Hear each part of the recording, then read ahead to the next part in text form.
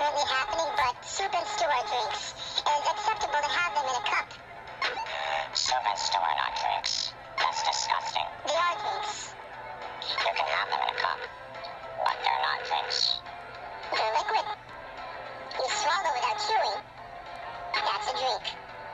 You swallow stew without chewing? Okay, not the chunks of stew, but you can drink the broth. We eat soup. We don't say we drink soup because that sounds right. We eat it. Well, it may sound wrong, but it's accurate. No, it's not.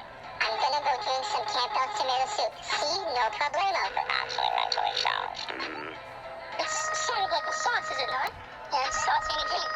Okay, hold up. Where did you get sauce from?